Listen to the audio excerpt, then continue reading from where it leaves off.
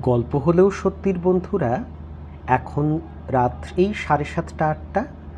অনেক সাহস করে পৌঁছে গেছি কলকাতার রাজপুর অঞ্চলের একটি বিখ্যাত আবাসনের কুখ্যাত টাওয়ার নম্বর 17-র ছাদে।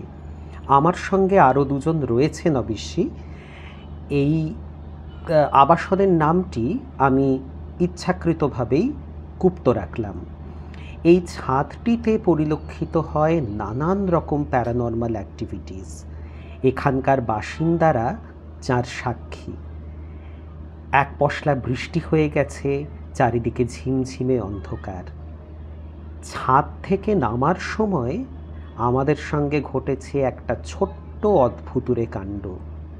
তার কথা তোমাদেরকে জানাবো আগামী পর্বে। এই টাওয়ার সংক্রান্ত গল্প আগেও তোমরা শুনেছ আমার কাছে, আরেকবার না হয় মনে করিয়ে দেব।